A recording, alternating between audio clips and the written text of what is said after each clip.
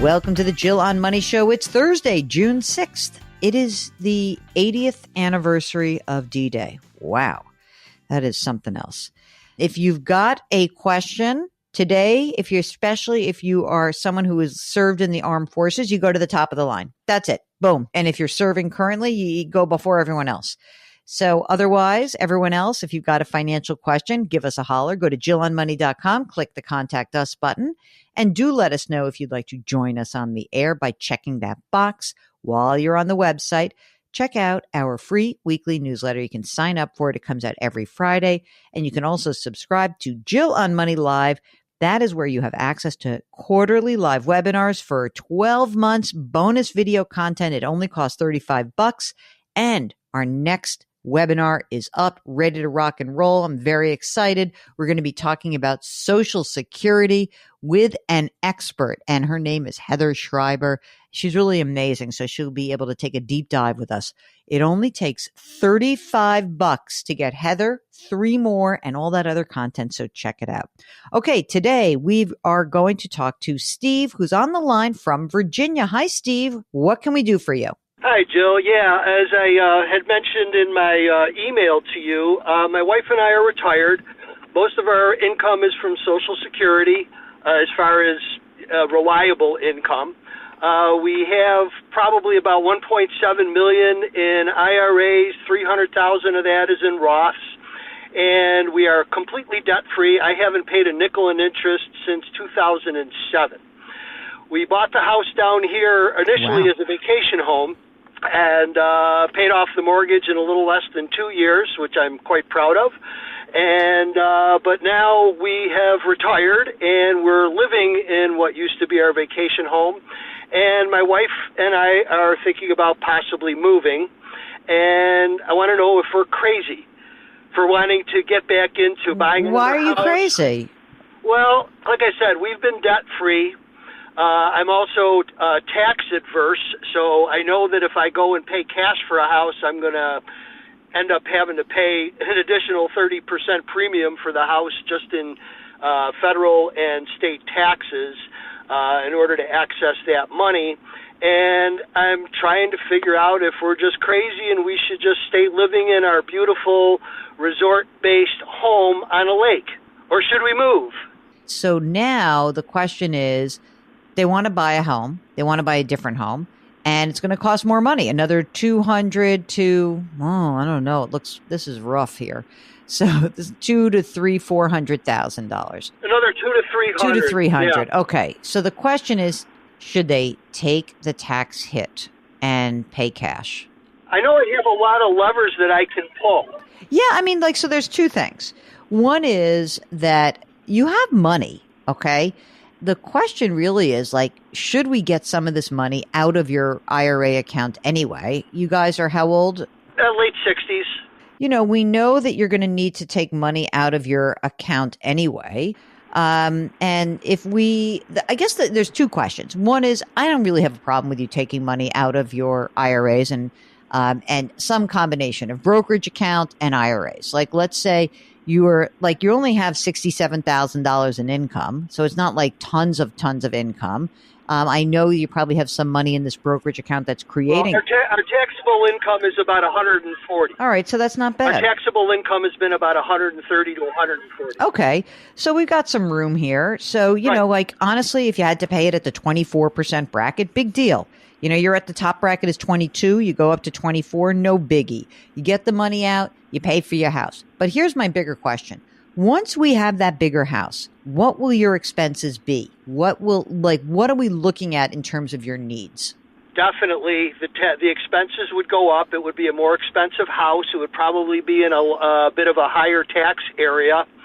And that's the other side of the coin that I'm concerned about is if we take all this money out and put it into a house that doesn't produce any income, are we possibly going to be leaving ourselves short in future years? How much do you need right now to live on? Oh, we actually, I keep very close track of it. We actually live on less money than we make. My income was about $140,000 last year, but we only spent about $110,000, and that's including taxes. unless you're dying to do this, so right now I'm we're not in really sure. good financial Yeah, I mean, I shape. just feel like you're in you're in very solid financial shape.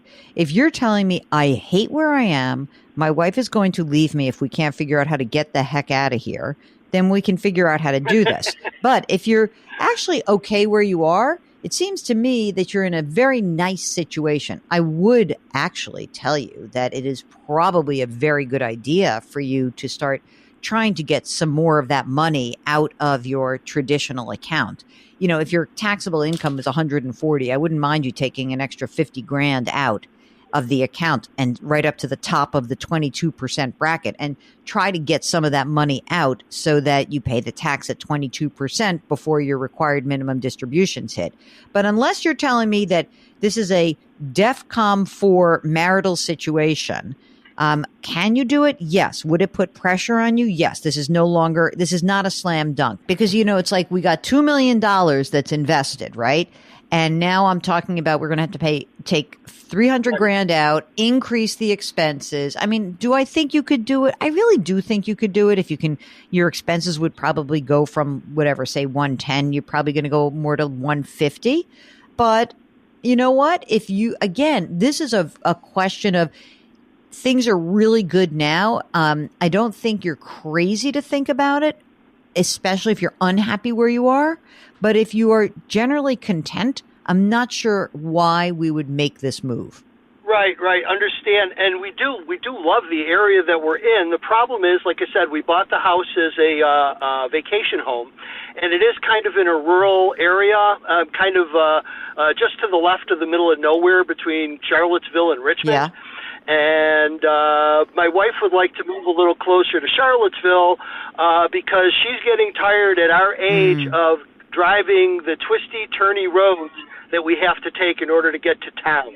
And she does a lot of volunteer work in town. If you can buy a home for less than 700 grand, then I think you can do this. But you really have to keep it. I don't think you can go up to 8, 9. Because once you say 8, I think you're going to spend $1 million. So if you can keep it under 700, what I would do is I would think about doing this. I'd get out of your house. I would make sure that you pull out some combination of money from your IRAs and money from your brokerage. I don't care if you have gains. It doesn't matter to me. You pay the tax it's due. You're going to have a couple of bad tax years. I would not get a mortgage. First of all, you just said you're allergic to debt. And also, rates suck. So why would you do that to yourselves? Well, I was because, as I also mentioned in the email, I want to be sleeping in my new bed before the for sale sign goes on this house. So I was thinking, even if I did take out a mortgage, it would be more of a short-term thing, just to kind of... No, absolutely not. I will not. That I'm not going to sign up for. No way. There's too much risk in that. I don't do that. I don't do I would rather be short one. I would rather be short one home than be long 2 homes. No way. No way. I think that's a bad idea. Okay, so which part would you do? Which part would you do? What I would do is I would sell my house. I would sell my house.